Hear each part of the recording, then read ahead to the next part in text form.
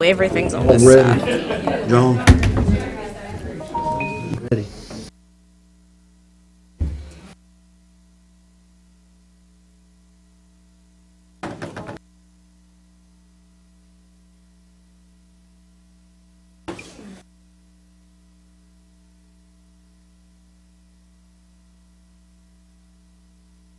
Everybody ready? Go ahead, we'll make it work. We'll go ahead and call the meeting to order Tuesday, January the 16th. If y'all will please stand for Pledge of Allegiance and remain standing for a moment of silence, please. I pledge allegiance to the flag of the United States of America and to the republic for which it stands, nation, God, indivisible, with liberty and justice for all. Moment of silence.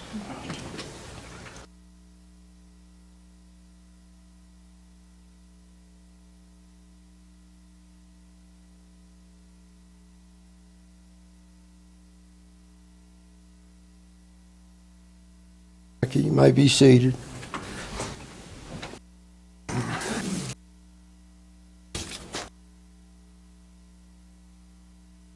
We have one change on the agenda today.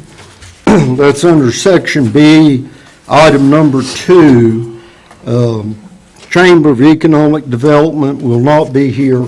They've rescheduled. So we'll strike them. With that being mentioned, I need an approval of the agenda with that change. So moved. Second. Okay, Daniel? I got you. Yep. All those in favor of the change, raise your hand, please. Motion carries 5-0. Thank you. We'll go right on to public comments. Does anyone wish to speak? Now's your time. You have 3 minutes. Seeing no movement and hearing none and no one has signed up, I'll go ahead and close the public comment section. Thank you. We'll move right along to item A, consent agenda. That's in our packets, pages 3 through 10. Are there any questions or comments about the consent agenda? If not, I need a motion and a second to accept it as is. Motion to approve. Second. I have a motion and a second. Daniel. All those in favor, please raise your hand. Thank you. Motion carries 5-0. Moving right along to Section B, presentations to the board. Rita Miller, you're up. Morning. So I was asked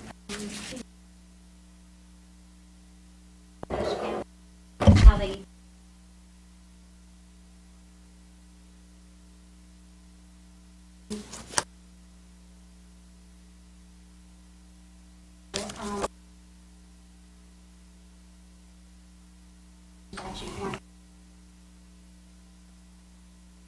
districts. So in Ashe County, they have one volunteer rescue squad. They used existing district lines to levy the individual district taxes. They did use the same rate for each district outside of the towns and municipalities. You can't have a countywide service district rate. You have to have individual districts. The revenue generated from their rescue, what they call their rescue EMS tax, is specifically earmarked to finance the services in that district. So it can't be countywide, it's by district. And no part of that rescue tax goes to the fire departments, irregardless of whether they provide ambulance services or not. So I got that information from, as I said, Chris Lambert, and then in reviewing the statutes, there's just a few things I thought I would point out to you. It has to be a rescue service district. They can be created for ambulance and rescue services. A county board must find that there's a need for the service district, that it is impossible or impractical to provide the services on a countywide basis. It's economically feasible, and there is a demonstrable demand for the services by persons in that district. And the Chapter 153, I think April and I talked, a lot of that falls under the finance chapter. So another thing, revenue generated from that district is specifically earmarked to finance the services in that district. And that's about all I have. The information I did get came from Coates Cannons. It's a School of Government publication, and if you wanted to look any of that up, it's under the School of Government county fire tax districts. So from what I've read, it seems to me it's about like how we set up our fire tax district. Hey, thank you. You're very welcome. Are the questions? Start with John. No questions, except for one thing. You did leave out, and I'll quote it, "A county may include municipal territory in a newly established district, but only if the municipality's governing board adopts a resolution agreeing to the inclusion." So we cannot include Sparta unless they adopt that resolution. Michelle? I don't have any questions. Greg? At the same rate that Ash gets, how much would this generate for our rescue squad? If all 5 fire districts had it? I didn't do the calculation on that. This particular bill has got a value of $9,300. So I did look to see if an average tax bill on a $150,000 residence, and you did a quarter of a cent, that would be a $6 a year on a $150,000 property. I guess what I'm trying to ask, I need to ask the rescue, how much do y'all need to work on a year? How much money do you need a year? One, Jason. Between 160 and 180. About what the fire department's getting. Anything else?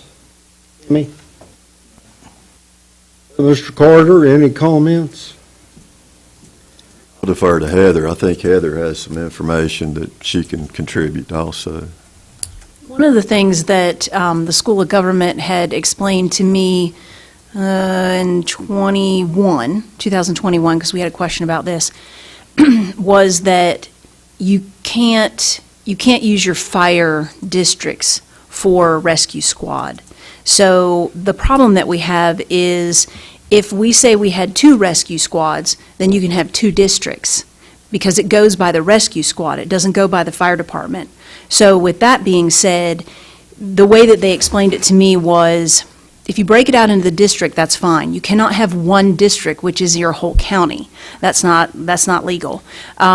So you would have to put it into districts. So that potentially is an issue of how you would work that, because since we might be able to use Laurel Springs and then we have Sparta, but that's a question. So it's not a problem of, you can include it on your tax bill exactly as you see it here from the way that Ashe County has it, but it is still considered a general fund item. So that means that that money can still be used for other things, and it doesn't necessarily mean that if you listed it on a tax bill, let's say you didn't have districts, you just assessed the tax, and you put it on a tax bill just like this, that would mean then that you could use it for something else, though. It doesn't actually have to go to the rescue squad, because unless you have the districts where you can set it, like the fire departments, then it's just a general fund money that you're collecting from the tax bill. So I'll double check just to make sure that that is still, my understanding is still what they explained to me, and that still matches up, just to be sure. I don't think anything's changed. So, I mean, we can take the extra steps to make the districts to actually set the tax. It's just, how do you put people into that? Because then you will have to have that one rescue squad going for those specific district area and that might cause some problems. So I think there's some consideration to that, just to make sure of how we can collect it, what it could be used for, and then legally what we're allowed to do. Thank you. Mr. Carter? And members of the board, I know we have some members of the squad here. Would it be okay if I were to ask Jason, put you on the spot for a few minutes? Would that be okay? Sure. Do you That'd be mind? fine. Come up. Jason? You put me on the spot too, so. No, my questions go back to what Rita was talking about in Ash. If the county were to look at this, if I heard correctly,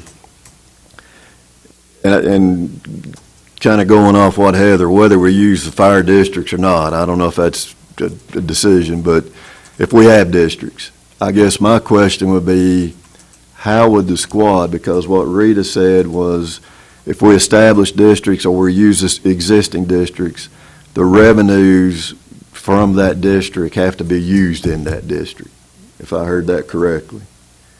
How would the squad be able to break down, how would you break down those costs associated with those districts, if that be the case? That's something we'd have to look into with our accounting team. I really don't know on as far as breaking down districts, because we're the only rescue service provider in the whole county. I could see different counties breaking down zones. They have like zone 1, zone 2. But I also think, like Laurel Springs is working to get their rescue certification. I think, eventually they could drop out of it. I know we can't, according to the general statute, can't collect city limits tax because of municipal, unless they adopt a resolution. That's a good, I really don't know the answer to that question. I don't know how we do it.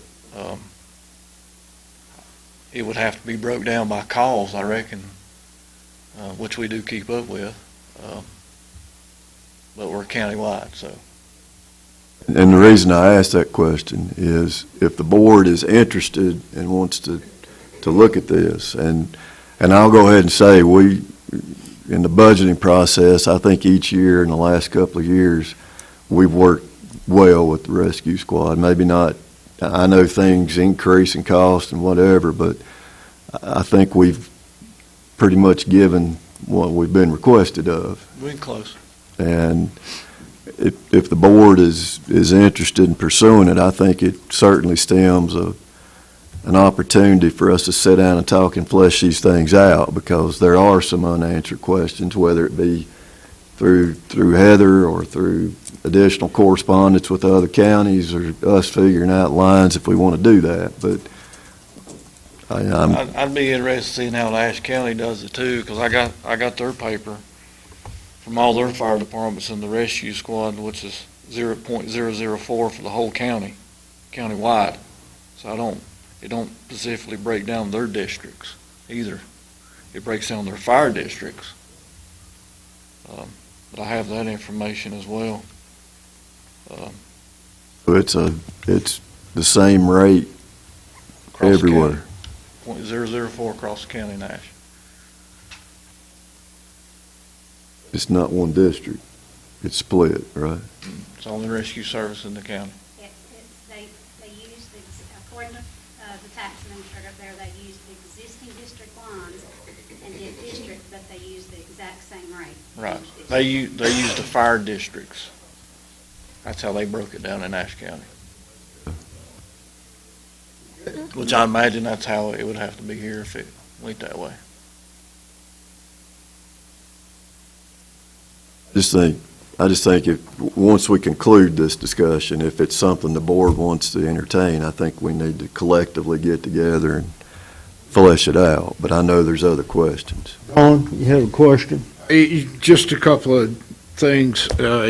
Our reference book here, and I'm going to quote, "A county board of commissioners may create one or more fire districts or one or more rescue service districts, collectively service districts, without receiving a petition from affected property owners and without holding a voter referendum." Now, they are citing the general statute that we're using right now. Is our reference book out of date? Has some legislation changed? Because at the Christmas dinner, I believe you said you had over 1,800 calls, correct? 1587. 1587. Right. I was a little bit off there. All right, 1,587 calls. That means that you're buying fuel for 1,500 plus calls.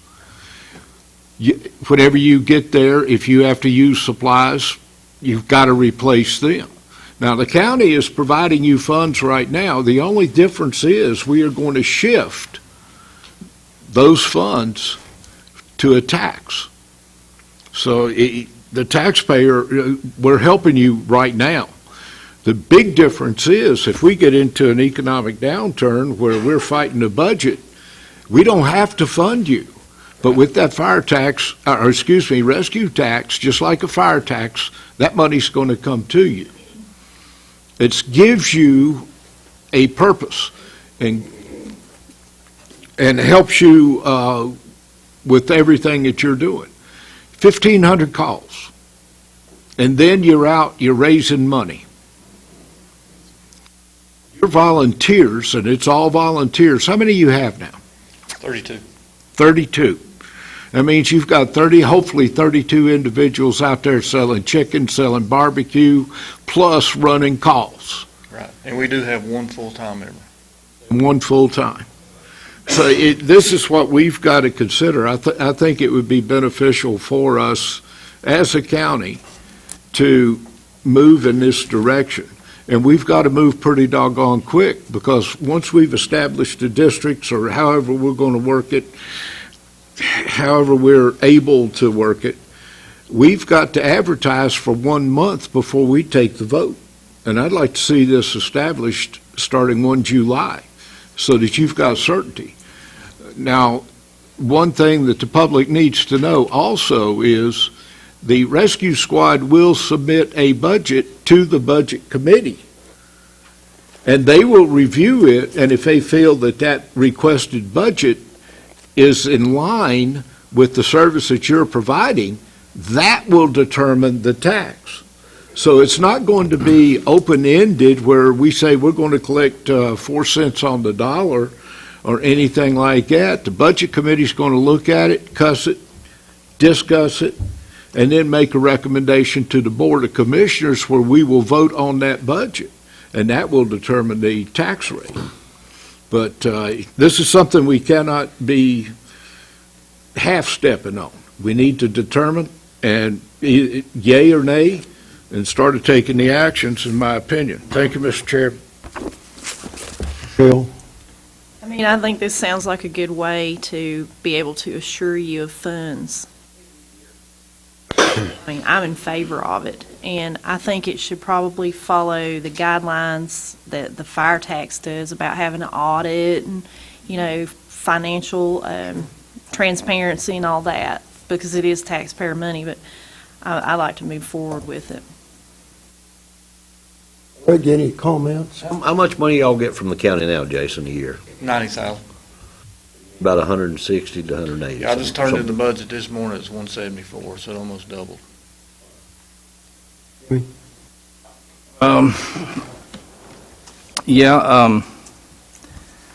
I've only dealt with this 1 year on being on the budget, but I like the way we do it. And I'm not okay, unless we can come up with some, just like what they're talking about, it's going to be complicated to do it. Not really okay with tacking on another tax if we continue doing like we have. And I don't know how the past has been, but my understanding is that the rescue squads have been funded what they've asked for most part. Is that so in your time? Like Jason said, for the most part, we've come to an understanding. I guess that's safe to say. It's Yes. close, if I may. I think it increased the last 3 years. We used to get 25,000. Last 3 years, we've got 90. So if my budget's 150 that year, I'm having to take out of our general fund to cover those needs, and it's at the point now that it's caught up. And I'm just trying to guarantee a future for the squad, because I'm not gonna be there forever. Somebody's gotta run it. Personally, I like it the way it is, like they bring the budget in, they show us what they need, what they did last year. Of course, I'm just one person. That's my thoughts. Michael, anything else? I think, Just one last thing, and I'll hush. I know Commissioner John's got a question, but I think what Heather and I have been talking about is a couple things, but the one that I'll focus on is what she pointed out in her conversation, as that this money is not like the fire tax money, would not be like the fire tax money. She mentioned that this would be general fund money. And you know, at least not while I'm here, but who knows, but it's not an assurity. When it's a general fund money, it's not an assurity. It is money that is at the discretion, whereas the fire tax money is a different animal. I just want to make sure everyone understands that. That's all I have to say. So basically, if it's general fund money, we're going to be able to decide how much money we give to the rescue squad anyway, even if you tack it on. That's what you're saying? In other words, we get to choose how much money we still give the rescue squad, correct? You would set a rate, Correct. whatever that rate would be, and that number would come in, and it morally, you would give that money to Right. them based on that rate. But if something were to happen and funds were needed at another place, call it morally or not, the ability to shift that money is there. Ron, you had another like to- question? I'd just like to get everyone to think back to the damdemic, as I called it. Whenever everything was locked down and the fire departments, the rescue squads were not able to go out and get those funds. You weren't able to have your fundraisers. The fire departments have told me if they hadn't had the fire tax, they would have shut the doors. They would have gone broke. They did not have the funds. So if the county can give you $100,000 a year, you still have a deficit where you've either got to take it out of your reserve funds or you've got to raise $70,000. That's a lot of chicken. That's a lot of barbecue. Whereas if we have a fire tax, and we're looking at what? We said 37 cents on $9,000 property. I remember whenever the fire tax was being discussed, people were going great guns. Oh, my God, you're going to tax the devil out of us. And it turns out that the average was what, $25, $28 a year for a fire service? No fire service, you're going to pay more for your fire insurance than that. And I haven't used the rescue squad, but I've been in the back of an EMS ambulance 3 or 4 times in the last year. You don't worry about cost whenever you're laying in the back of that daggone thing wondering if it's something bad. So to me, it's assuring that they are going to have the funds, and it would be worth it. Michelle? Why would you not treat the rescue squad like the fire? I mean, it's a volunteer organization. If we didn't have it, we would be in bad trouble. Any other comments? I think what we're looking at, I think the board has an appetite to look at this, and Heather is going to do some more background check legally. So, Mr. Carter, wait a minute, go ahead, Greg. That 90,000 you get from the county, is that including the grants and stuff you get too? No, it does not include the grants. What do you get total a year? The state grant, we get, this year we got 46,000, which we have to pay half of that. We got paid all up front though. Yeah. And the state will give us 50% back. County reimburse you on any of them grants, give you any money to help you I out? think the fire commission gives 15,000. I think they did But last year. total a year, what income is the rescue squad getting? Probably between fundraising and all, Oh, just Just from the county, Grants and counting, probably 130. That includes the county money. So you're short 40,000, right? Anything else, Greg? Okay, I think where we were, that the board has an appetite to go ahead and look at this further, and with Heather doing the background check, and then we'll set it up either for a work session or back on the agenda when we get some of the questions answered. Thank you. Thank you, Jason.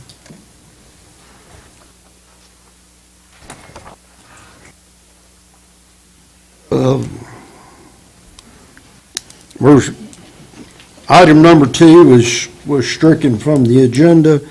Go to item number 3, financial update, April. Good morning. Morning. I handed out your monthly finance report just prior to the meeting. Year-to-date revenue, $13,348,264.70. Year-to-date expenditures, $10,585,561.30. And our approved budget, $20,083,788. Year-to-date revenue represents 66% of our approved budget. Year-to-date expenditures represents 53% of our approved budget, and we're about 54% into the budget year. Bank balance as of today, $10,980,206.84 in the checking account, $12,802,479.22 in the savings account, for a total of $23,782,686.06. Net financials take into account year-to-date revenues and expenditures, $2,762,703.40. And then we have our audited fund balance for fiscal year '23, $12,939,320. Can I answer any questions about the finance report? Any questions? Go ahead. Okay. Your next page represents the local sales tax, and I did do the breakdown for that for each month. Please consider the first two, you'll see an adjustment for May and June. May and June had to go back in last fiscal year, so please take that out of the equation. The revenue for this fiscal year, $587,625.15. And then if you go to the next page, that is your comparison to last year at this time. $581,479.79. So we are still a little bit ahead where we were last year. And then your last page is the local option, the quarter-cent sales tax that was put into place a year ago, October. Year-to-date, $167,302.08. Can I answer any questions about sales Any tax? questions or comments, Mr. Carter? April, these sales tax numbers represent the same 54% of the budget cycle. Correct. That is correct. So when you're looking at that, realize there's another 46% out there that is yet to come. And And I'm sorry. I just wanted, I'm an on-the-spot guy today for some reason. I wanted to ask April on the first page. Yeah. If we are year-to-date expenditures, if we're 53% in, or we are 53%, but yet we're 54% into the budget, what's the difference in that one tick? What's the difference Yeah. in that one tick? Yeah, Money-wise? Yeah. I'd just like to see that expression. We can get that later. Really? I wanted to ask about that. I didn't bring my calculator this morning. Okay. We'll get it later, right? Yeah, we'll get it later. Okay. That's all I have. You can pay him back later. Yeah. Yeah. Can I answer any other questions about finances? If not, thank you. Okay, thank you.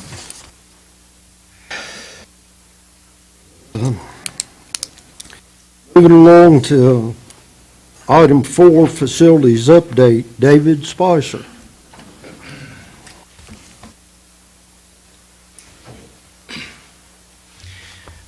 Good morning. Good morning. Chairman, Board.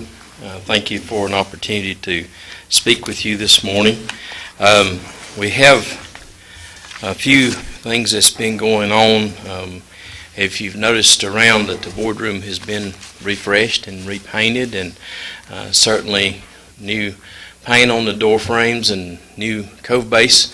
So this has helped improve the looks of the boardroom. At the transfer facility, we've had 2.75 tons of commingle, 5.28 tons of cardboard. We also hauled 8.38 tons of scrap metal, which yielded $1,926.65 for the county. We've been making some repairs to the tipping floor. The tipping floor had some cracks in it this past week, so that's been welded and in better shape now than it was then, but still is in need of some repair. The Doosan, of course, is down. We're waiting on parts for it. The service tech tells us that it needs a wiring harness. So we're looking at that and those parts. The good news is Mr. Carter will have some more information later. That runs out in September, so maybe we'll be able to do something different there.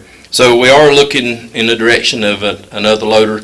So we have been in some discussions on that and have some information and those things that will come a little bit later.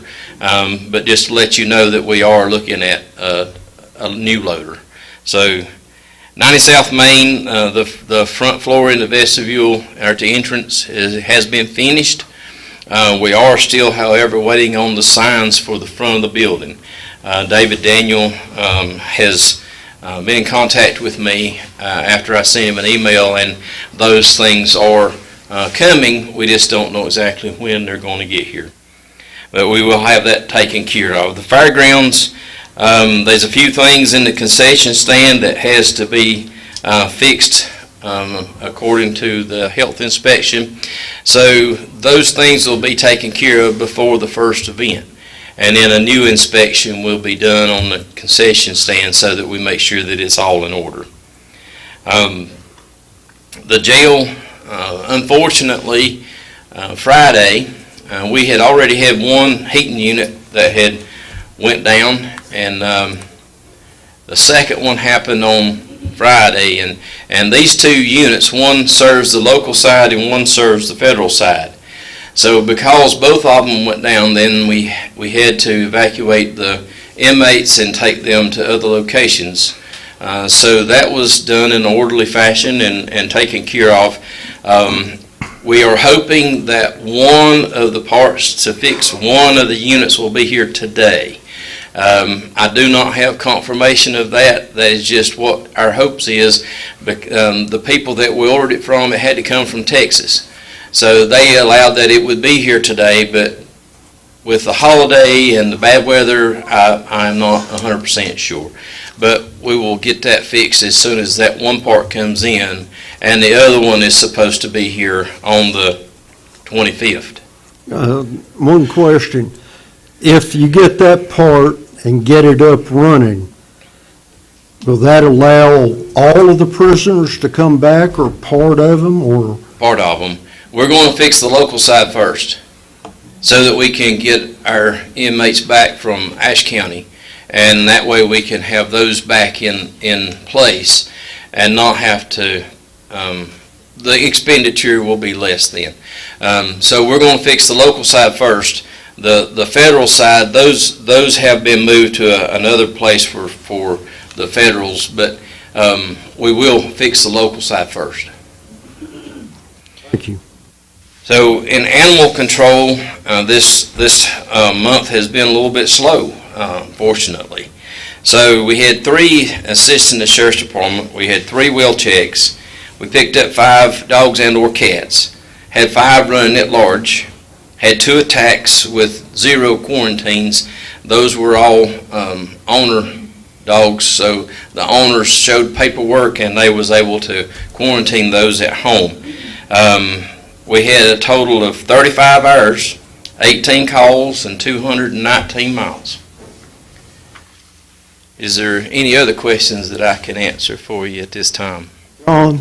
How much are we in for the dogs that are being held As of right now, that total is $31,145.61.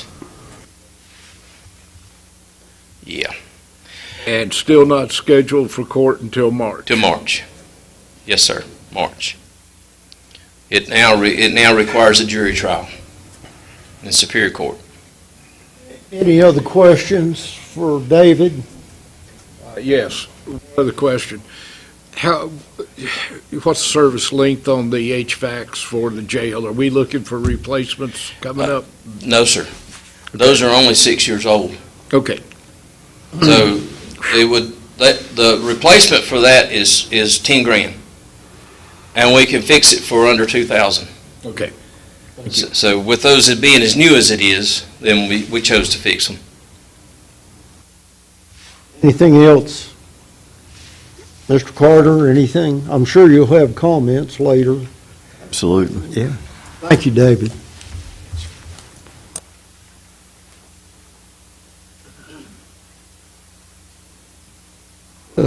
Item number 5, that's Mr. Carter. Mr. Chairman, members of the board, if you recall, we had our departments come in and provide the annual updates, and we had 2 departments that had some other things going on that day, so they're here today. And on your agenda, you have Sherry Dawson up first with the elections update, and then after Sherry, we have Amy and I believe Aaron Ray. About first with a And Siri wanted to say something right there. But Sherry's good to go. Thank you. Thank you, Sheriff. Good morning. Morning. Thanks for having me. Sorry I couldn't be here last month. Conflict with a doctor's appointment. 2023, we had an increase in voter registrations of 45. That's counting what we've taken out for deaths or inactivity. As of January 1, 24, our voter registration is 7,907 registered voters. Last year, January 1 was 7,862. And that don't sound like a big increase, but for us, that's big. When I started in 2017, our voter registration was just barely over 7,500 registered voters. During this past year, with our budget, we implemented a pay increase for our poll workers. We were in need. We had a lot that were aging out, and some were moving, and we were in need of recruiting, so we worked in our budget, which was little to no increase in our budget for a pay increase for our poll workers, which was greatly appreciated. For that, we were able to recruit 10 new poll workers for this coming election. We also attended our state conference in Concord with the board members, which I don't want to relive because we had 3 fire drills at 5 o'clock in the morning starting. So coming from the 9th and 11th floor, that wasn't too fun. We also, with our municipal election, we implemented voter ID, and which went very well in the county. Most everybody has a driver's license or some form of ID. Anybody that still has a driver's license that don't drive anymore, but they had it when they retired at age 65, can still use that driver's license. Or anybody that don't have one can come to our office and get a free voter ID. So that will be part of our new for the municipal election. And we run the municipal election with great turnout. It was almost a record turnout for our municipal, with the exception of the year that Wes run in 2017. And we were able to bill a little over $4,100 and have already received payment for that. And that's all I have for you guys. Questions? Greg, any questions? Can they get a voter ID picture the day they come in and vote? No, You have to get it before they come in? They have to get it before. Okay. Yes, when does the early voting start? I know Michael had mentioned we have. February the 15th Right before. through March the 2nd. And to reiterate on yours, they can get a voter ID during early voting, but it is cut off the day before Election Day. Michelle, anything else, Tim? Michelle? John? Just a comment on the, over the past years, North Carolina's has tried to get this voter ID passed, and one set of Supreme Court said no, and now we have a set that said it's acceptable. And you just said that we almost had a record turnout for the municipal election. Yeah. So, I mean, that had no effect, having to show a voter ID on people being able. Nobody was not able to vote that wanted to. No. We had no voter ID exceptions during the municipal at all. Everybody either had one, we had a few that had to go get one and bring it back, but since it was one-day election, they went home and done it and come back and voted that when they came back. So it had no effect. There was no hindrance on anybody voting. As it turned out, probably more people voted.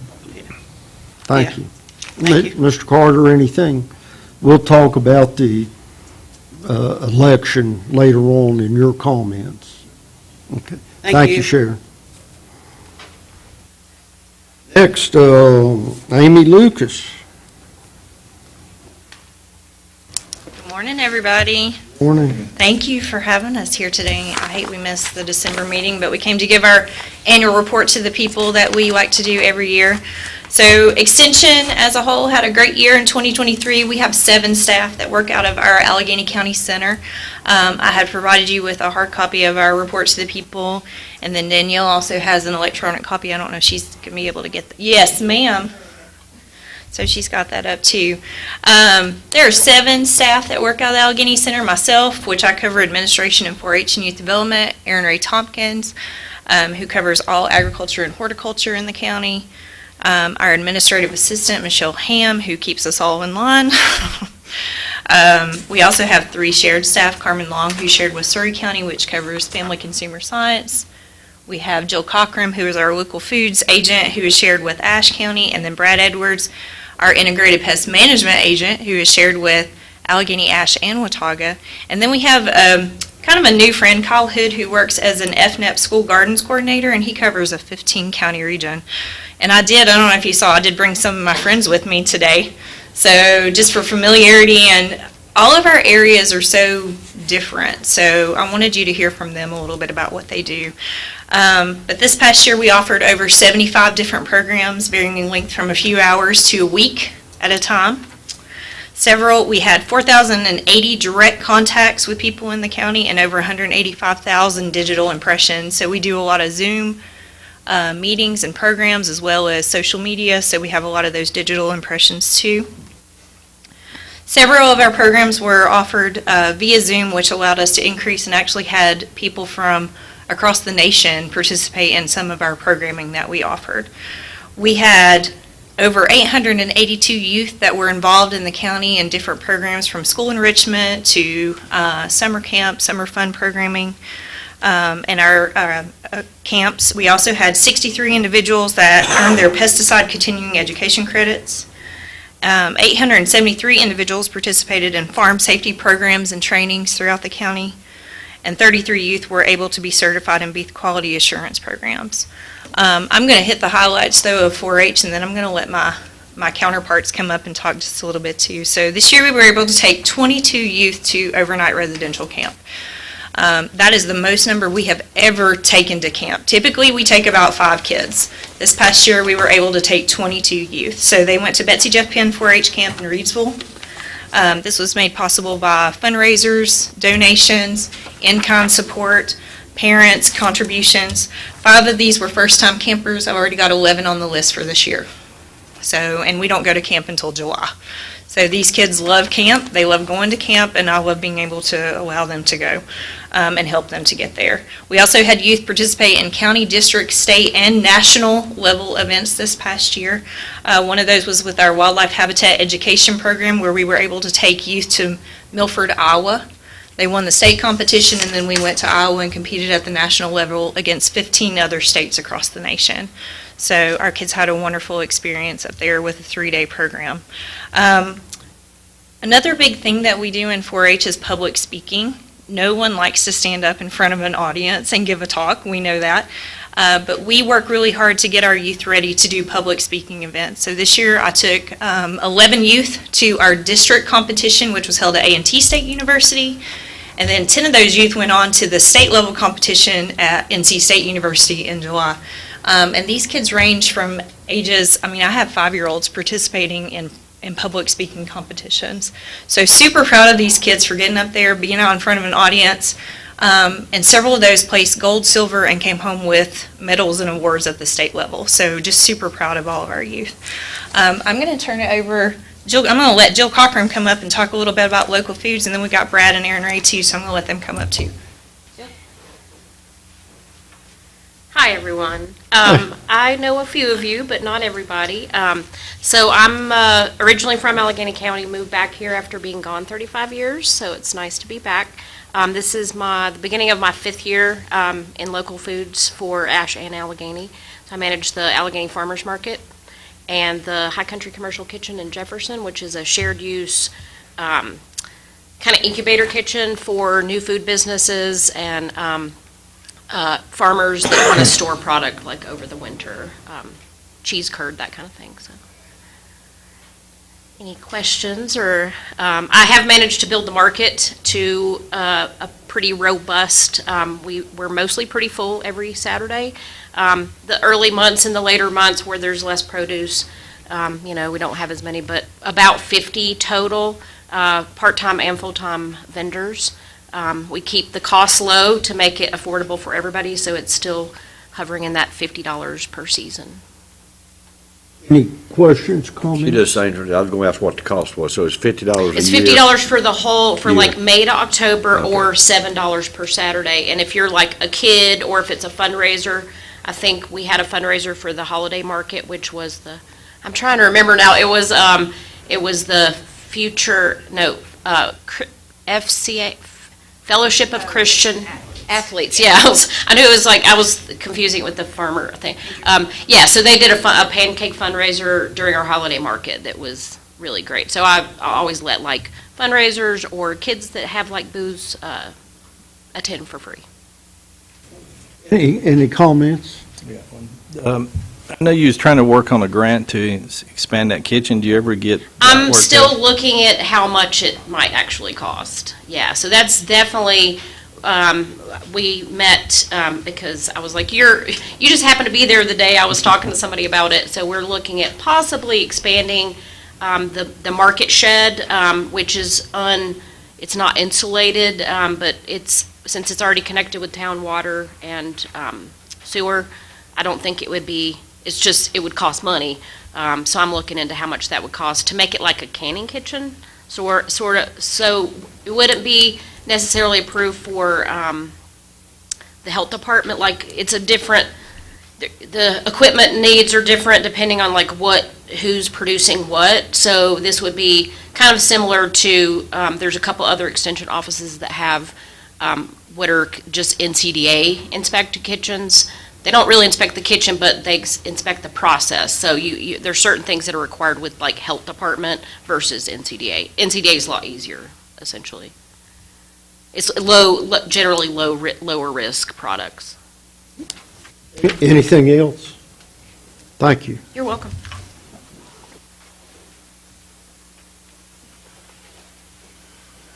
Hope everybody's doing well this morning. I'm Brad Edwards. I do work with the Extension Office in this county, Ashe County, and Watauga County, so I spend a lot of time on the road. I just work with Christmas trees and pumpkins, and one thing I want to update this group on is Upper Mountain Research Station's a very important, integral part in what we do. A lot of really good things are going on up there, and one of the things we got going on right now is we're building we're calling it the Tobacco Trust Fund Christmas Tree Center. Well, what that actually is, it's a brand new building. The building's been built, they're waiting on plumbing and wiring now, so it's went through phase 1, getting ready to go into phase 2. The building's going to be used primarily for seed, and that's Fraser fir seed. So we do have the most advanced Fraser fir orchard in the world there, and a lot of genetics go into that orchard. But basically, the hope and the dream is we're going to be able to produce seed out of that orchard, clean that seed on spot in Laurel Springs, and have it available for the people of North Carolina. So that's something we're real proud of. Tracy Taylor, Alleghany grad, runs that station up there, and he wanted me to let you guys know anytime you want to come or you want to set up a tour or something, and I would advise doing it. Go check out and see what's happening at Laurel Springs. Another really quick thing I'll touch on, we did have a grower out of Fleetwood, North Carolina, in Ashe County provided the White House Christmas tree this past year. That's a really big deal in our industry, because when we do that as a state, the state of North Carolina sells more Christmas trees.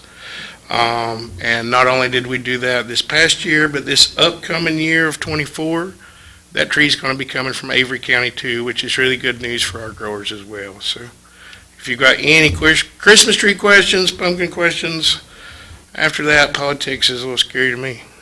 On any questions? Michelle? Greg? Tammy? How does Alleghany rate or rank in the number of trees, or is it just trees, or do you go by roping, reeds? Yeah, if we threw in what we call the greenery business, then dollar-wise, we're probably the number one dollar in the nation, county.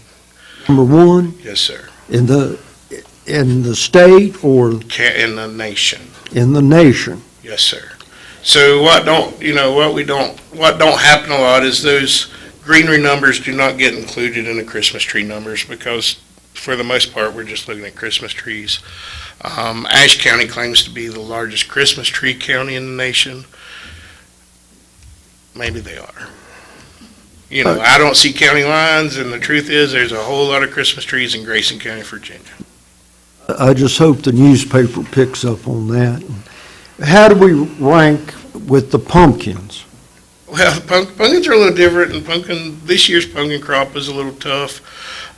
If you'll remember back in the spring when these pumpkins needed to be germinating and taking off, we had some real iffy weather.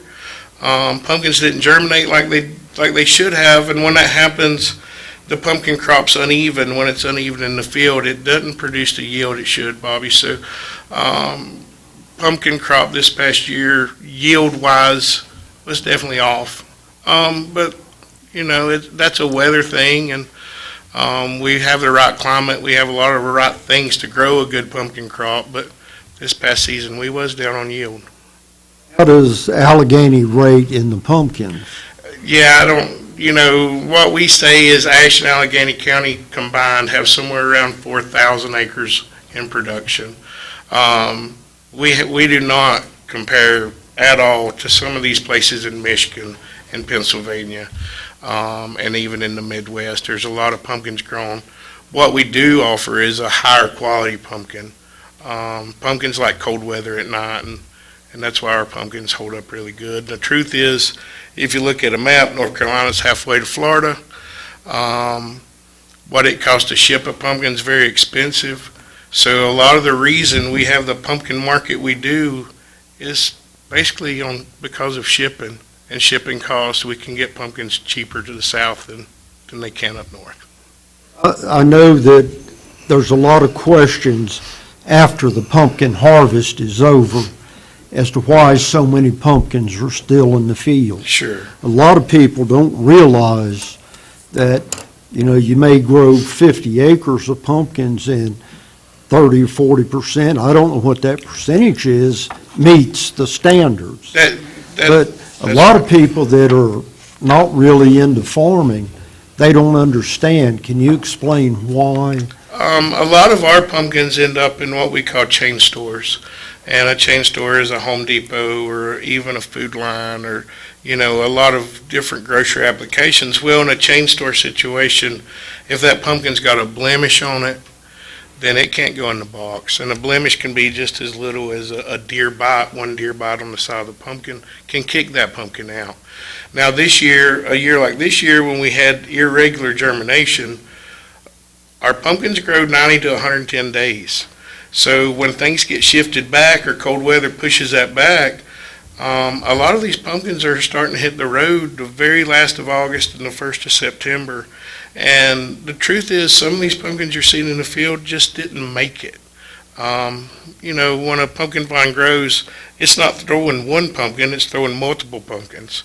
So the first pumpkin it throwed probably did get harvested, but the pumpkins on down the line did not. I just think it's interesting that people don't realize, they just think every pumpkin that's grown can be sold. We wish it was that way, but, Yeah. but unfortunately it doesn't work out like that. So, any other questions from anybody? Thank you. No problem. Thank you, guys.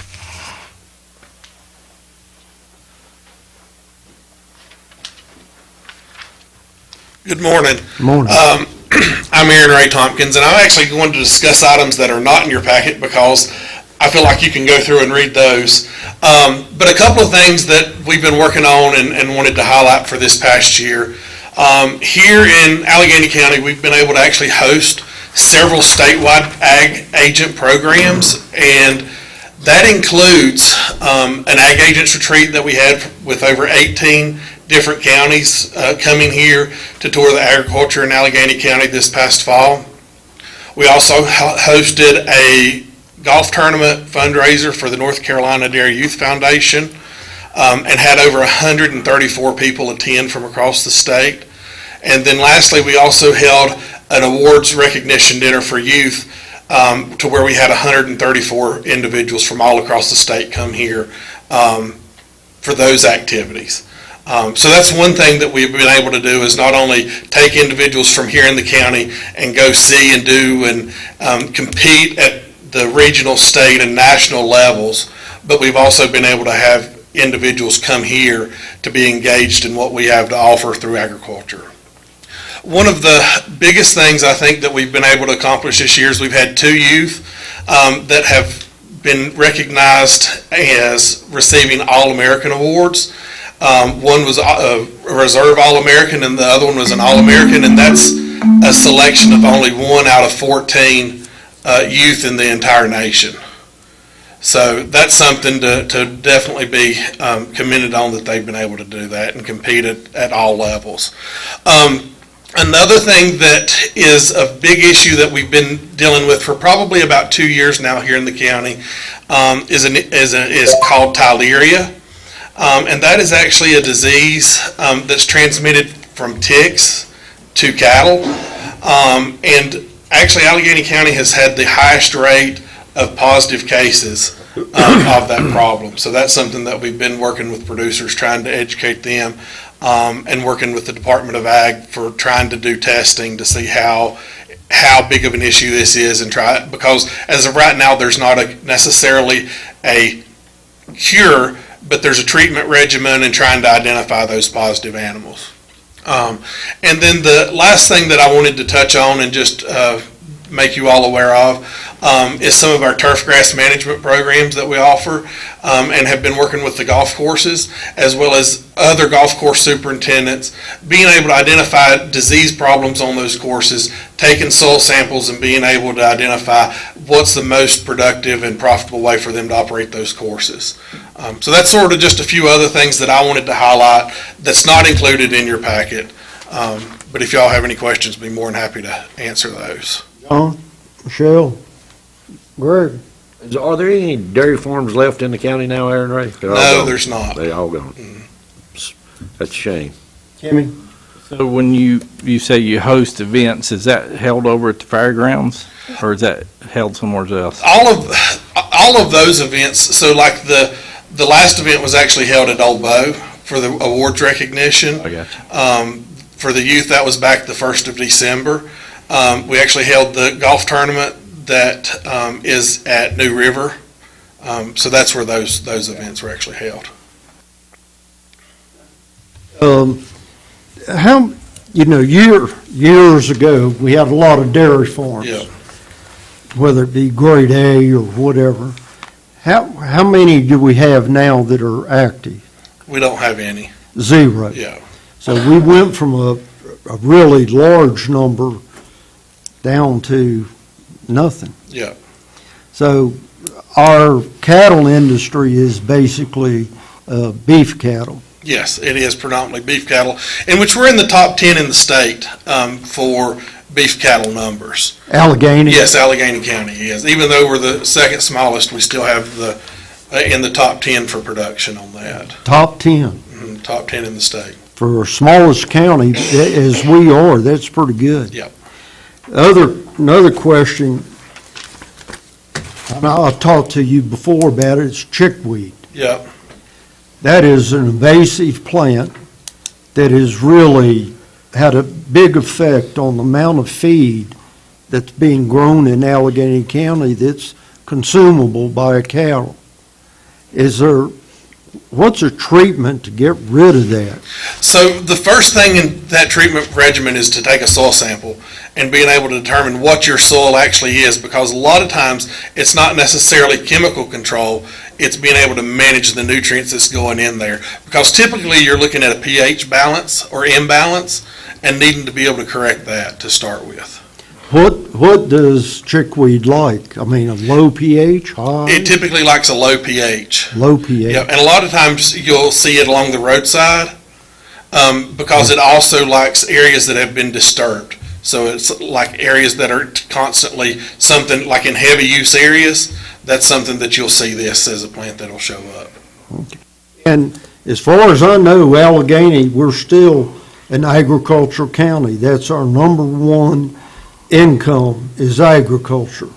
So I just, I just want everybody to, be proud. As small as Alleghany is, we're in the top 10 in beef production. Yep. Christmas trees, pumpkins were up and down depending on the weather, but I think Alleghany does well for agriculture. Yes, as employing more individuals in agriculture than anything else, for sure. Thank you. Thank you. Just quickly to wrap up, because I know we're taking up a lot of your time. Kyle was not able to be here today, but he has successfully initiated gardens in all of the elementary schools and is also working with the high school on a gardening program. So every single school is growing some food that they are able to learn about how it's growing, where does our food come from, how hard it is to grow your own food. If you've not tried it, you need to try it because it's way harder than you think it's going to be. And then Carmen's doing a lot with healthy eating, nutrition, physical education. So she's doing the Color Me Healthy program, which works with pre-K students throughout the county, as well as she's been very instrumental in this new walk audit that's been done. I know there's been articles in the paper, but she is partnering with several other agencies, including Appalachian District Health, to really look at the walkability of Alleghany County. What are some steps that we can do? What can we do to make it be safe so that when you go to cross the street, you don't get hit by a car? What are some signage things that we can have up? How do we connect some of these issues, and what can we do just to make it a little better? So we have a wonderful team at the Alleghany Center. Please know that if you ever have questions on any of the areas, don't hesitate to reach out to us, and we'd be glad to answer any questions or have you come along. And I do encourage you, as Brad said, go visit the research station if you have an opportunity, or if you would like us to set up a tour, we'll be happy to do that as well, because it really is worth going to see all of the exciting things. And we are, to be so small, we are very mighty in what we do here in Alleghany. So we're super proud of my staff, super proud of all that they've accomplished, and this is just the tip of what we do. So there's a lot going on. But thank you for letting us come and give an update, and if there are any other questions, I'll be glad to answer, and if not, I look forward to seeing you all soon. If not, thank you. Thank you all so much. Appreciate it. We're still under presentations to the board, and that would be item 6, Mr. Carter. Same old story, or? Oh, no, we are close to the light at the end of the tunnel on this wonderful experience we have grown to love as the wheel loader over at the transfer facility. And the original lease that was done started in September of 19. And looks like maybe Bobby and John, you were the only two here left for that. But it was done, and we had a 60-month lease. We paid $3,179.42 a month. At the end of the lease, which would be in September of this year, if we so choose, we have the option to purchase that wonderful loader at a fair market value of $52,416.58. Excuse me, were they going to pay us to take it? Under own contract, Bobby. Anyway, I'm going to go on speculation. We don't want to buy that thing. And as David pointed out earlier, we've got a wiring harness problem right now that I'm not so sure we correct anyway. But what I'm happy to say is here we are. We've talked, I know in years past, we've talked about how we get out of this and how do we do that. Well, guess what? We're getting out of it by expiration. So in the meantime, David has contacted several different providers of similar equipment. And I won't go into detail who, but I will tell you that there's probably one that is not there, probably because I pulled it out. But we are in the process of looking at, one, letting that agreement expire and for them to come and get that piece of equipment. And two, we're looking at finding a suitable replacement. And obviously, I mean, the price on this piece of equipment back in 19 was $164,000. So you know, you're at least looking at that. You're probably looking, as we all know, probably closer to $250,000 by now. And what we would try to do, of course, this money has to come out of Fund 73, which is a transfer facility. So what we would try to do is probably structure some type of financing on this piece of equipment similar to what we have now. We do have a small amount of fund balance in 73 that we could look at as maybe applying towards a down payment or something of that nature. But that's what we're looking to do, is find a suitable replacement. We'll do an RFP on the specs to get the appropriate submittals for that and have all that in place, we hope, by September. I will tell you that wheel loaders are like anything else. There may be one sitting 50 miles from here, or there may not be one suitable for another 7 months. So we need to get on this. We will put out an RFP for that piece of equipment. Once we receive that back, we'll bring that information back to the board. But just in the time that I've been here, I don't say this often, I don't say it about anything, but I'll say it now, I'll be glad when it's gone. So, if anybody has any questions, I'll be glad to answer them. Any questions, comments? I was just curious if they were going to pay us to take it. We're probably going to have to pay a little more than that balance, because I'm quite certain that piece of equipment doesn't look like it was when we got it. So there'll be some damage probably we'll be accountable for as well, but we will get out of it. Is that it? That's it. Thank you. Moving right along, item number 7 is Recreation Committee update. This, We, this. let's see, we met on Thursday. Michelle, myself, April, Randy. Courtney was there, and we went over some different, there was, I think, a total of, there was one request answered, one that we'd sent out, and then there was 2 people that Randy had talked to, or 2 other vendors, and it came down to, it's Fit Field. They're out of South Carolina, but they're also out of, I think they have Charlotte's or some local offices. And with that, I'll let Michelle go ahead, and then we'll hear from April, and then Randy will come on. Well, you know, it's like Bobby said, we were just looking at the possibility of, you know, when we met with Pickett and Hines, they suggested that we ask for what we needed.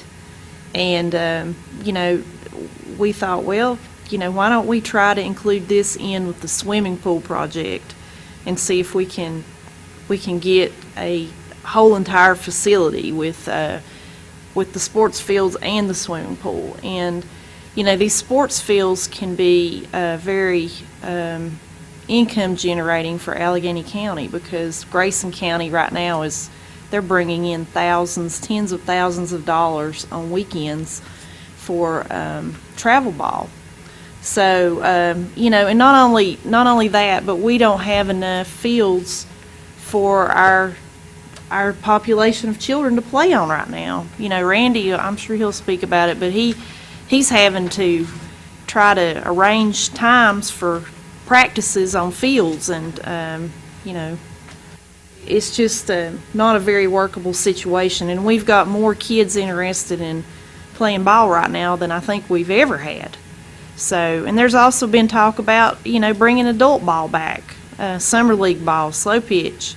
That used to be a big thing when I was growing up in the community. So this could benefit everybody. So, you know, we have funds that are sitting there earmarked that were given to the county from a family, and I would like to see us use these funds to explore the possibility of this in the swimming pool, because you know, we're going to have to put our best foot forward with when we take this to Hines and Pickett, and we're going to have some estimates. We're going to have some plans in place, and this is a step in getting to that. So I would like for the board to consider us being able to put out an RFQ for this work, so we could get a study done and get the ball rolling on this. Thank you. April, you want to run over some of the things that discussed that? Yeah, I'll just add from my notes that there was 3 contacts for RFQs. Only one was submitted. One was a contact by email saying they weren't interested at this point. And I believe Courtney and Randy had a contact with someone else that they weren't interested. The firm that has submitted the RFQ, Fit Fields, they had a very long resume. You can see by their presentation. And I think the only question at the end of the committee meeting was when that presentation would be and how that's going to be structured. Thank you. Questions for April? Randy? Some comments? This is just to what Ms. Luffman Ms. Dalton just said.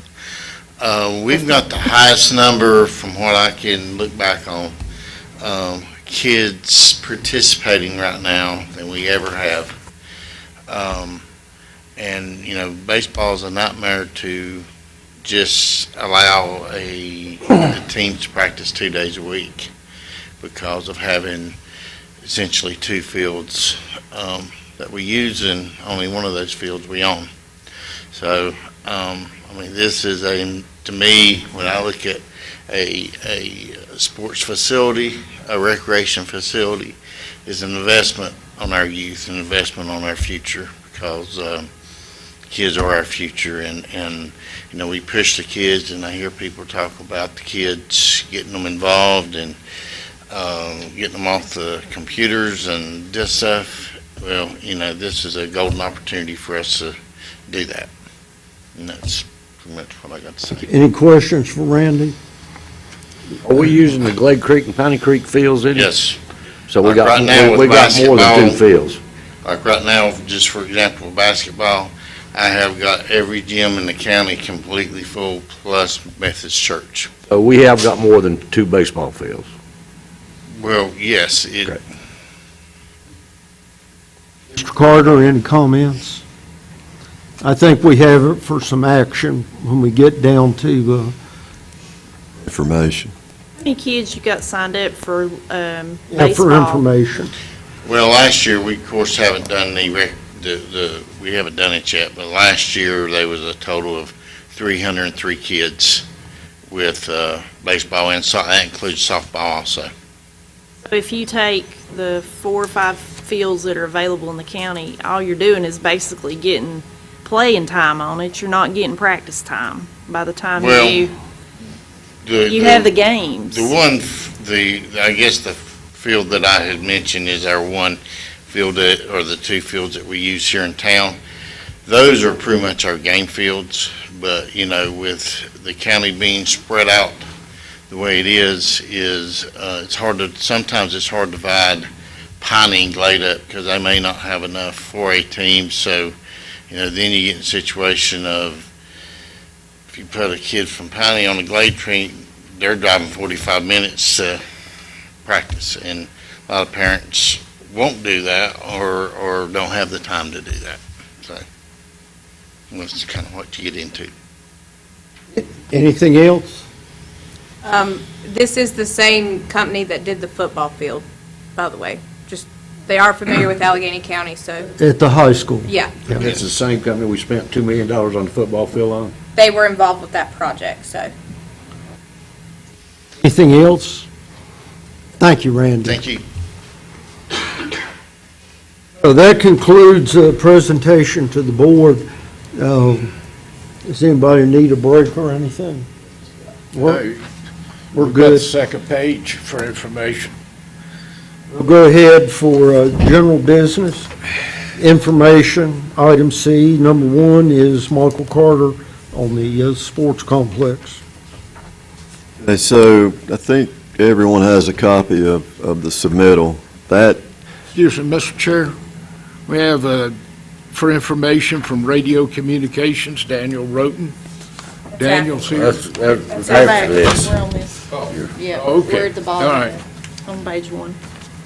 I'll flip my sheet back. I'll be brief. How's that? Go ahead. You have the submittal. That did fulfill the requirements for an RFQ. We have completed that.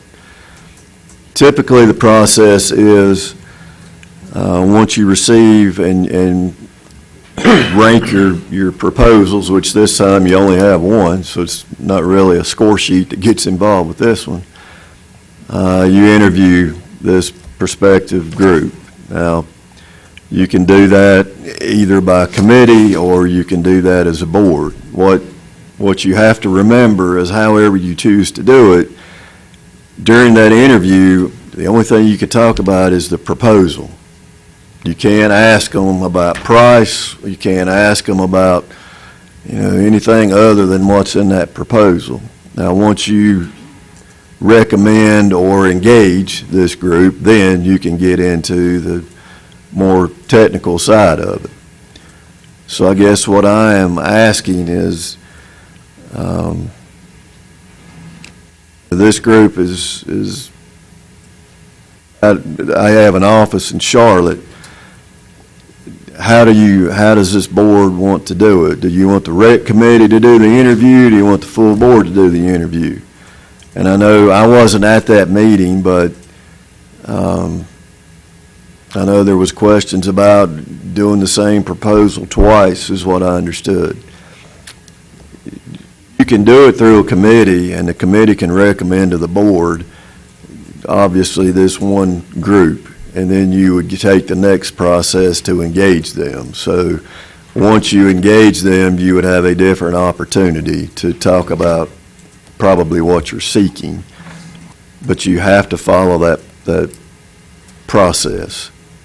So that's my question. What direction do you want to take? Because if you want to talk to this group, we've got to reach out to them. And I know that we have dates and times that we can meet, but we also have to be respective of their dates and times that they can meet as well. Questions from Greg? Timmy? I think it make more sense to do the interview. And that is a rec committee, is what you're saying? That's what I'm thinking. Thank you. Michelle? Well, my thought was that, so they wouldn't have to come up here and present twice. Just go ahead and present to the full board. And that's what everybody wants to do is fine. I think a rec committee should do the interview and make a recommendation. I would go along with the committee doing the interview and making a recommendation. Is that the desire of the board? Good. Okay. Mr. Carter, you'll handle that? I'll reach out to them and try to set up times and get a hold of you guys. And I think that we've given Danielle some dates that we were open to. Okay. Anything else on the RFQ referendum? Item number 2 is radio communication. Daniel. Morning. Morning. If this board recalls, back before the holidays, we approved a contract with Roaring Gap Club to locate some radio equipment on their water tower. We now have that contract fully executed, and so we're kind of looking forward to, moving on with that process. Given the sense of urgency that we exhibited, I wanted to go ahead and get in front of you guys about moving forward with that. And the first step in that process would be a budget amendment to pay for the installation of that equipment. I have a few numbers in front of me. I don't have them all. But so basically what we would be looking at, for mobile communications, they would actually purchase the antennas and all of those things, and they would own that equipment. We would be paying them for the installation of it and the service to climb the tower. They doing the the license with the FCC? Yes, sir. Okay. The cost of that site labor was $11,500. I don't yet have a quote for the actual repeaters. And in the past, the county has purchased all of our own, we own the repeaters. Mobile Communications services them as needed for us. I have applied some pressure to them to get me a quote. I told them I wanted it by 10 o'clock this morning, and I don't have it. But so what I would like to do is give you an estimate, and then obviously today is just for information. If this does go forward for action, try to have you a more solid number at that time. But I would, in my estimation, the repeaters that would go on that site, I think, should be in the $20,000 range. Does that sound appropriate, John? And then the other expense would be a small generator that would run that equipment. I would estimate that generator and installation to be in the $10,000 range. So I think altogether we should be between $40,000 and $45,000. Again, if we move forward, I would like to have some better numbers for you once my vendor gets back to me. So I'm asking you to consider this for action coming up either at your next meeting. Is it agreeable with the board we move this for action for our next meeting? I believe so, and I'd like to point out to the board that this would fill a dead spot there on the mountain going halfway down, which has been the scene of numerous accidents over the years. It's bad whenever you have a fire department or a rescue squad, EMS show up and have no communications. It's just a dead spot that we're filling in. Is it all right to move it to the mid-month? Do we know a total cost yet before we just move it for action? Or we're, Well, like I say, that's my estimate, is $45,000, but I'm hoping that once my vendor gets me better numbers, I'll be Yeah. able to give you better numbers. well, I don't want to vote, I don't want to put on there, I know a total number.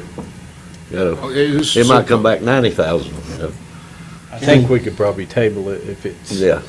So, yeah, I'm for moving it forward and get more clear numbers our next act, when we do the action meeting. Mr. Carter? Just so everyone's clear, today is just the information. There's no vote. What Daniel was asking is, once he receives those numbers at your next meeting, to present that for action. Yes. There's We nothing. ain't going to make action on it next meeting. No. That's fine, that's right, yeah. Now, what I want to point out is, as Daniel mentioned, this is the contract signed. There is an availability, he mentioned a budget amendment, there is an availability within the existing budget to do a transfer to cover these costs. I mean, that's also an option. So there's a couple different scenarios that we can look at with this. So it's the consensus of the board that we'll go ahead and move this to our February meeting for action. For action. Today is only to allow him to gather the numbers, get everything square, and then you would vote on it whether or not you approve it at the February 1st meeting. Chair, I would recommend that with the caveat that the estimate of cost is available. We don't know how much it's going to cost. There's no need. If it's not available, then it gets tabled until we receive that information. Hey, you Very got- good, thank you. Okay. And Daniel, you got that? Moving right along to item number 3, the RFC audit, April.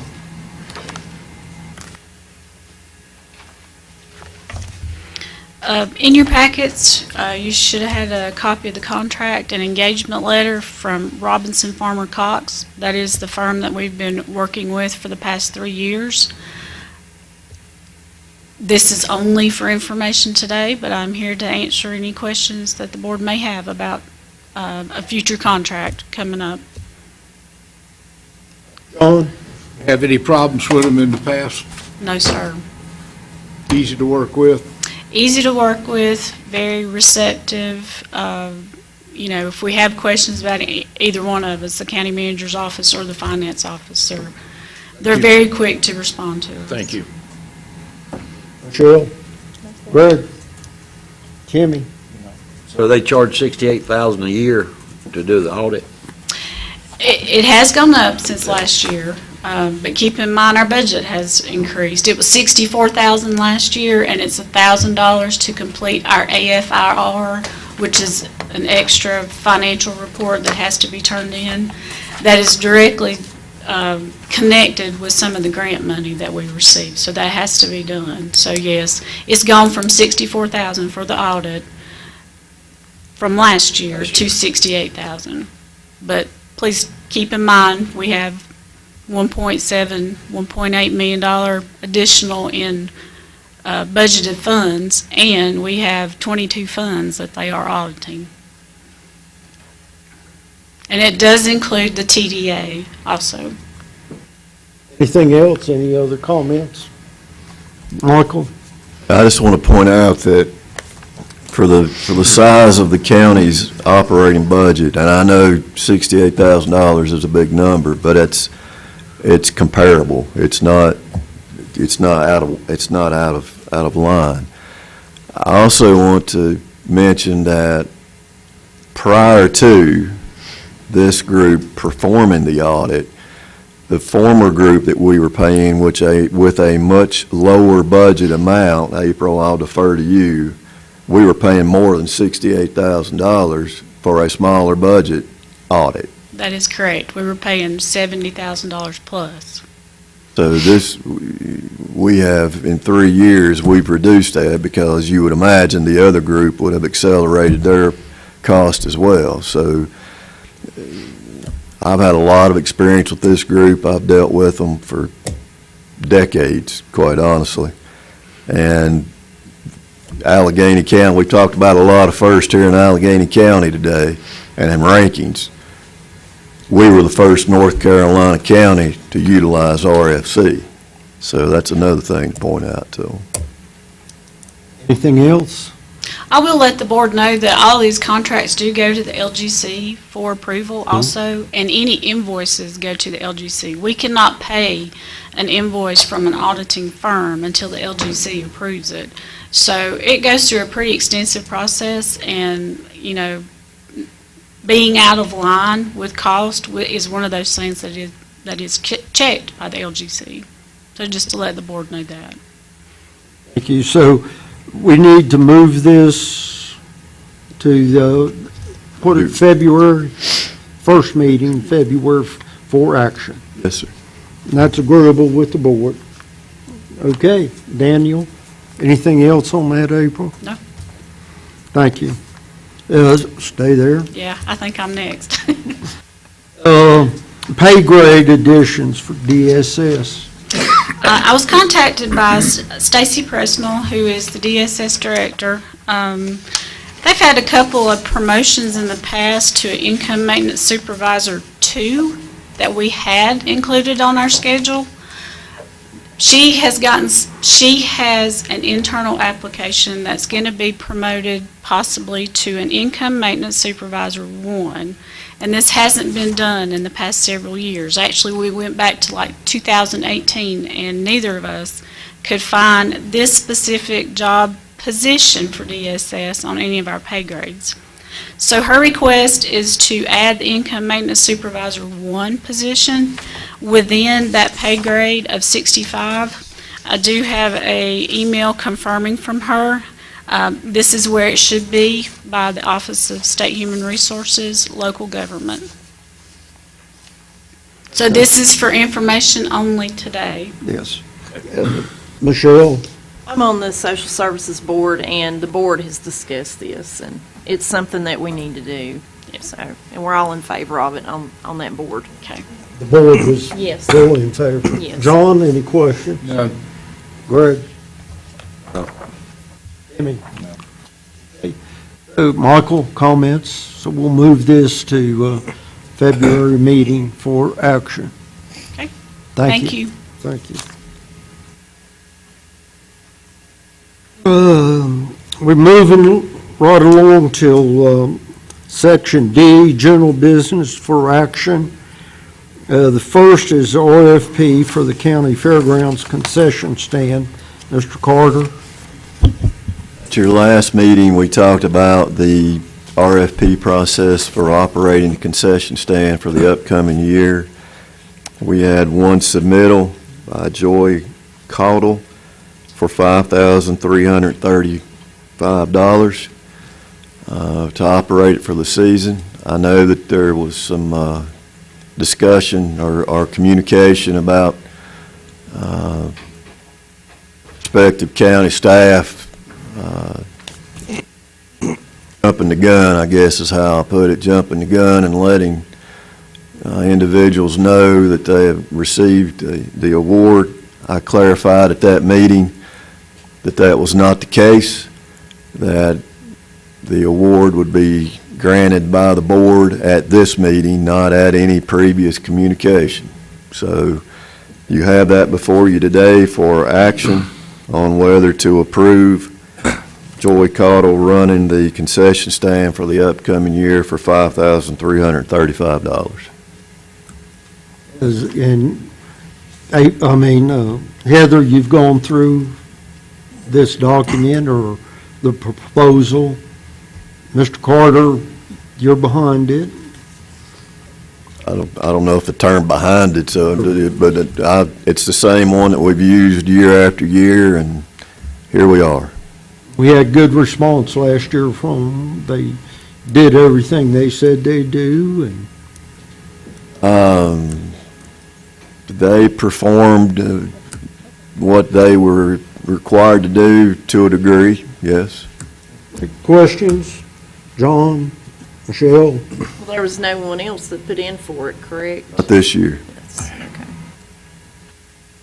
Fred, questions, comments? One comment I got on it, if somebody puts a bid in on it, it shouldn't be told to the person that got the bid until we vote on it. That's the biggest problem I got with this bid. And I'm glad we got $5,300, but everyone who opens these bids need to keep their mouth shut until we vote on them.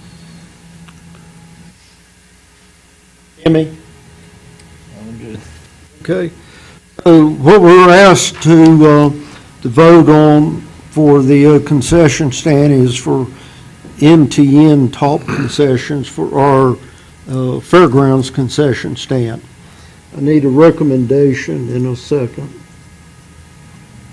Motion to approve. Second. Have a motion in a second. Any discussion? All those in favor, raise your hand. All those opposed, motion carries 4-1. Thank you.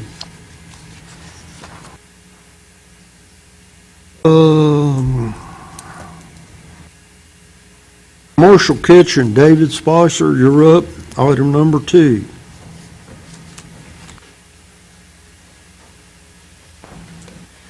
Again, good morning, Mr. Chairman and Board. As you are aware, we have been talking about a commercial kitchen for some time now. We have put out for some contractors to come and to look at this construction project. And at this time, I have had one who has put in a bid or a estimate for this. So Caldwell Construction Company had an estimate, has given me an estimate.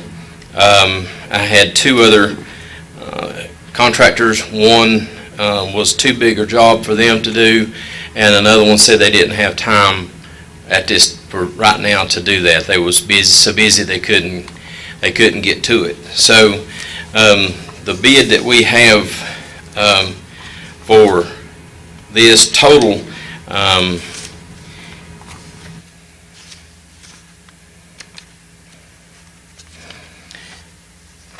for the kitchen that we would use to serve the meals for the jail would be $51,700. What all this include for them doing, David? This includes them taking out the existing wall that's there now, the little bar that's there now, taking all that out. They would come forward from where that wall is 12 feet and put up an additional wall. It would be 2 doors on either side there. It would be a hallway that would be created. This would be an open hallway so that we can accommodate a set of stairs that goes up in the center to gain access to the upper level for dry storage. It will also consist of the electrical that needs to be done for that, the lighting, the electrical outlets, those things. And that would also include cutting the floor and putting in the additional plumbing that is required for that. So all those things would be included in that. And then on the outside, for the cooler, we chose the cheaper model would be the one that goes on the inside, would be to build a wall around that to enclose that cooler so that that is protected by the weather or from the weather and would then serve us a longer period of time. There'd be proper ventilation, electrical for that, and everything would be done according to the codes that is required by the state of North Carolina. Any additional questions? Are we going to have to put in a new heating system out there also? Yes, there is a grant that has been presented to the TDA. This estimate for that was $15,000 for the heating system, $8,888 for the gas lines, the gas piping. As it turns out, we do not have any black iron pipe inside the building. It's all rolled copper. So we're going to have to completely redo the gas lines. And that would include an underground tank that would be buried behind the building, far enough away and off of the driveway so that we don't have to put ballards in. So I've talked to Blue Ridge Energy on that, and they are the ones that gave me the estimates for that. We also have an estimate for a hood system, which would be put in place there in the kitchen. This has fire suppression in it. It also has a valve that's in it that turns the gas off in the event of a fire. So all that total price for that would be $40,438.54. Go ahead, Greg. This ain't including other equipment we gotta buy or done bought. Well, the equipment we have bought, was $11,000. We also have a range that we're to go pick up. I believe it's the 23rd of this month. It's in that neighborhood. I may be misquoting. So as soon as the lady is able to have someone meet us there after the 20th, we will be going to pick up that stove, which has been donated. So in addition, we have to buy a cooler, and we have to buy a 3-compartment sink. And other than that, I think we're pretty well ready to go. Any other questions? John, Michelle? Mr. Carter, comments? I just think the important comment to remember is this amount of money, that was in the estimate that we provided the board. It's not that we've exceeded that. So this item is for action, and as we all know, the clock's ticking. So I would encourage the board to strongly consider these submittals, and then the allowance of notification to these providers so that we can begin that process post-days. Thank you. One question, what would be the timeline on the construction? At this point in the game, we're hoping to be done by the end of March. End of March? That would be a estimate that would be projected now. Given availability of materials and those type things, of course, that's uncertain. The contractor has not agreed to that, but there will be a conversation with that contractor if the board so chooses to go in that direction. Okay, thank you. Any other questions?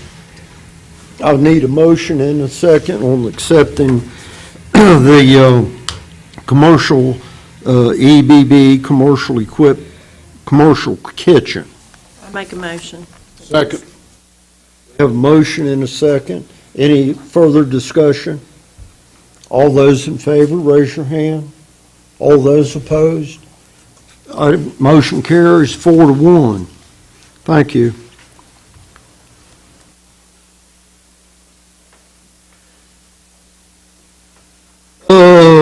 Item number 3, EMS, April. I think you just need to stay up there. Yeah, I have several either line item transfers or budget amendments this morning. I believe the first one is EMS. This is additional, believe it's a power lift, and a power lift for the new ambulance. So we just need to transfer this money from the ARPA funds that we still do have available to the EMS budget. Make a motion that we transfer this. Second. Got a motion and a second. Any additional questions? If not, all those in favor, please raise your hand. All those opposed, likewise. Motion carries 5-0. Okay. Number 4, April. I believe the next one is medical examiner expenses. We just need to transfer. We do have a little bit of extra in the retiree medical insurance line. We have had a few retirees that have come off of our insurance for a couple of different reasons. So we do have $2,500 available to transfer to that line, and this is to pay medical examiner fees and autopsy fees that the county is responsible for. Questions? Who is our medical examiner? There's actually several. Brandon Reeves is one of them. He's local, but we do have, there's a gentleman out of Gastonia, and we've paid a gentleman, I believe, out of Kernersville and Moxville here lately. What does that job pay? It's, what the county pays is $200 when they come Each out. time they use it? Yeah, when they come out, yes. But then we have to pay, if an autopsy is ordered, we pay $1,750. The county pays for all autopsies? I don't know if that's all, and we may have an expert here that we could ask here in the audience. I don't know if that's all of them, but we do pay several a year. We actually ran out of money in this line last year. Anybody know if we pay all of them? Who do we need to ask? David? David, do you mind? All autopsies that's ordered from the county, that is questionable or Come to the microphone, please, David. Sure. All autopsies that is ordered, where we have to make identification or whether we have to have an investigation as far as suspicious death or any of those type things, those are paid for by the county. Now, there is those that is requested by the family. And if it's requested by the family, then the family pays for the autopsy. But everything that's ordered by the medical examiner who is responsible or appointed to Alleghany County, those autopsies we do pay for. Any additional questions? Make a motion that we approve MedX line item transfer. Second. Got a motion and a second. Daniel, you okay? All those in favor, please raise your hand. Any opposed likewise? Motion carries 5-0. April? Believe DSS, General Fund Budget Amendment, is that correct? AIM. AIM is next, okay. And I do have Tiffany here just in case we have any questions. Do you mind rolling that up, Danielle? Okay.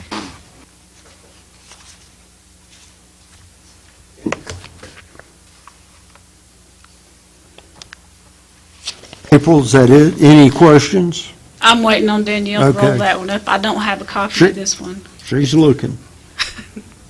There you go. I believe that's too far. And Tiffany is here to answer any questions about this. Sorry, y'all, my mouse comes back down.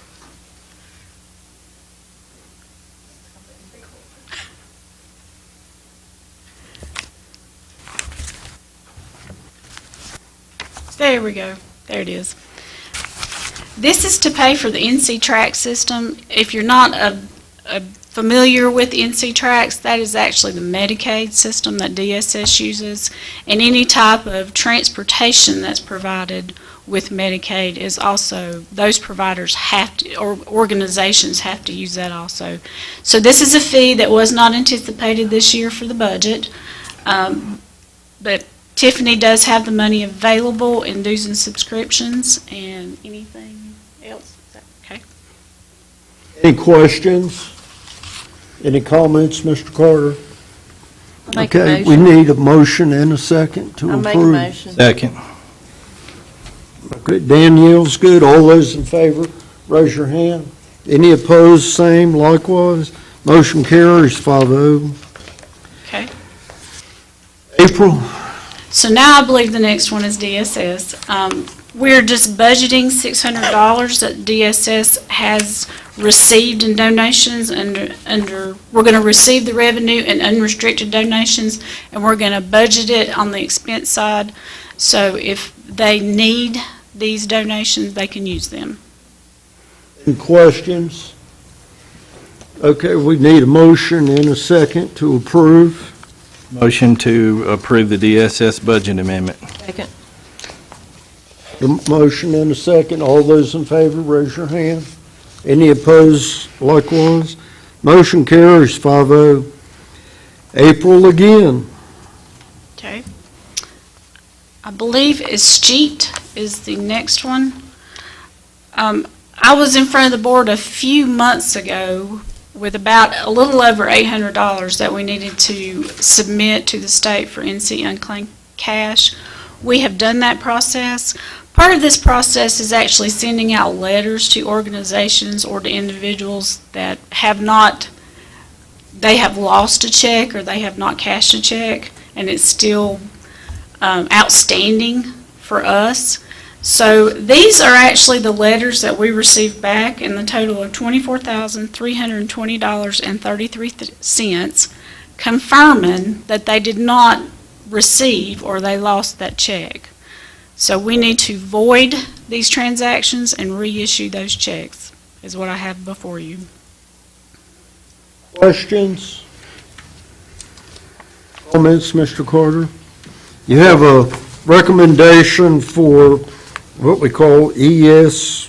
It's cheap, it's part of the it's cheap process, but they are lost checks. Okay. How far back these checks go has been lost?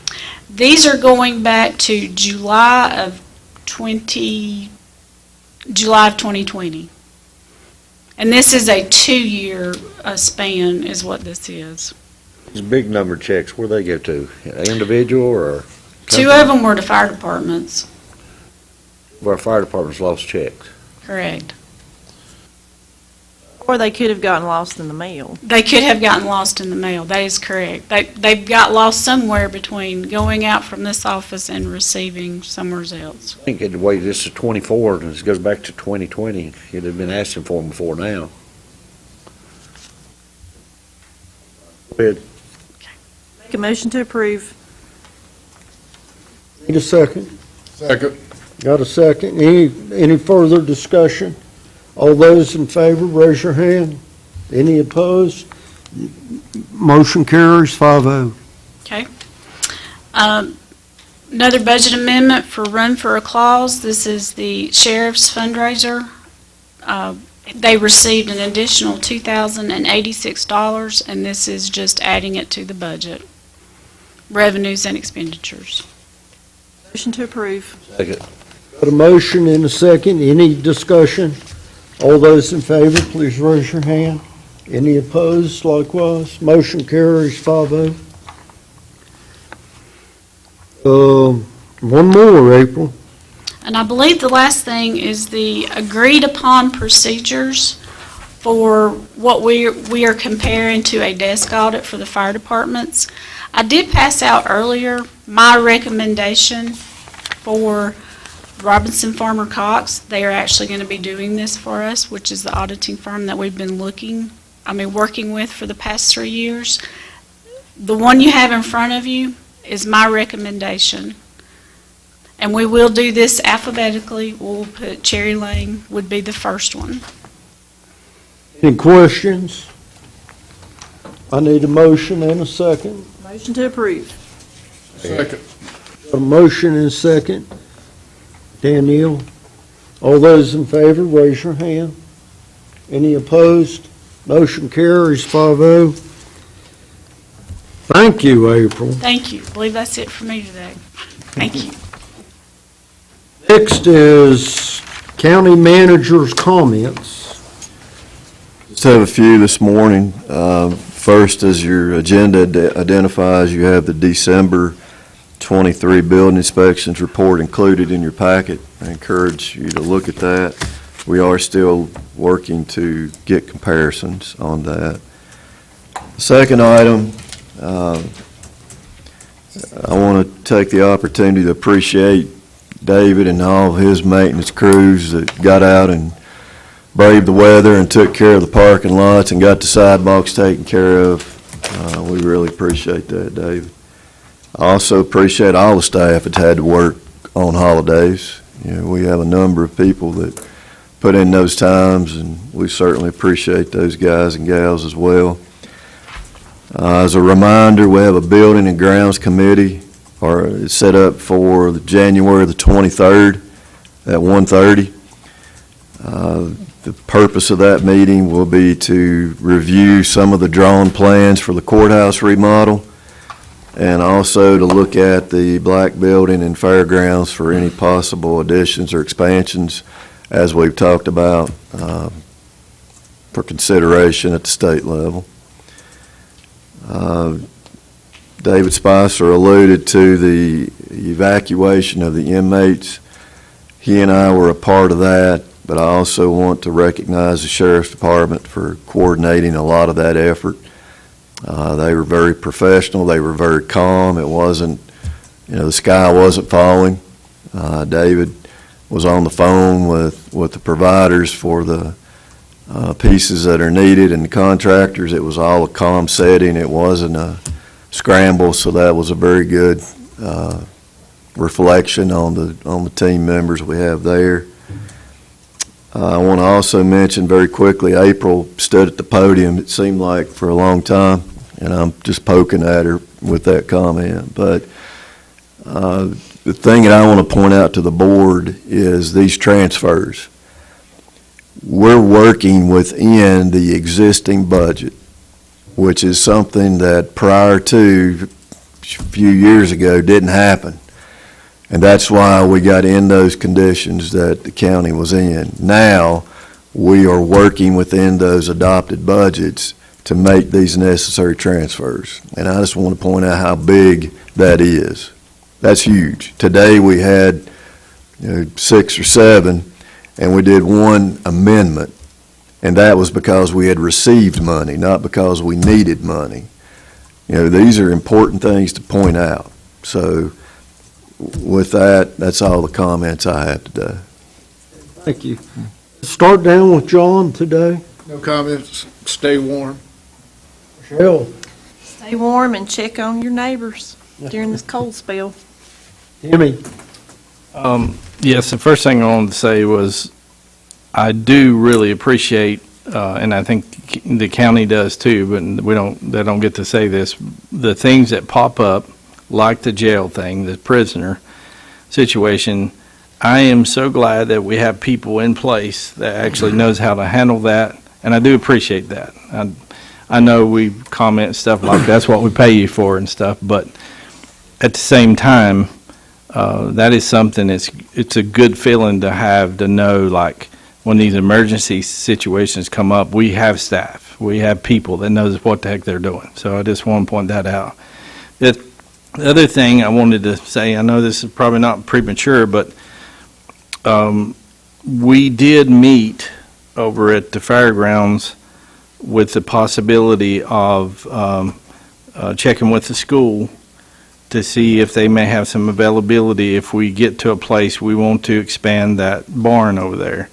So I think people need to know that we are constantly looking at, and that was through a facilities meeting, and we are looking at the possibilities of trying to make things better for events and things that's happening over there, but it's in the early stages. But we are in the process of, talking to those folks. And I think, other than I wanted to elaborate on a little more about the rescue tax. And I know we all have our different thoughts and processes to work through that and figure that out. And sound like Mr. Long's actually did a little research in that also. But my thought of that process is, and I know I won't always be here as a member of the commissioners, but as long as I'm a part of this, I want to make sure that they're funded the way they appropriately.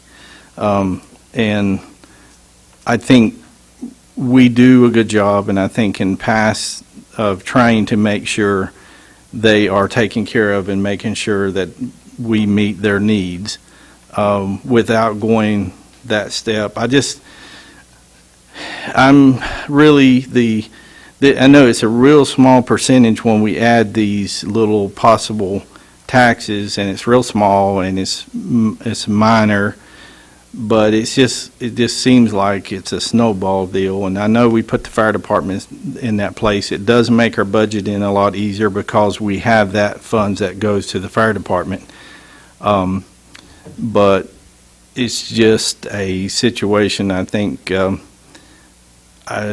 just don't need to go down that road. That's my thoughts. But anyway, as long as I'm a part of it, I want to make sure that they are taken care of. And yes, we will always hear them out. And it sounds like we'll find out more and more info to what we can, can't do. And once we find that out, if the state or how we do the districts or what we don't do the districts. If it goes in the general fund, we're going to be back to square one if we go back to general fund, because we're going to still have to make those decisions. But anyway, I'm all for supporting them one way or another. Thanks. I agree with Timmy on that. We need to support the rescue squads, and I'm not in favor of no more taxes. I would like to know a total of what Ashe County, what percentage they charge, how much it would be over the whole county here, how much that would bring in.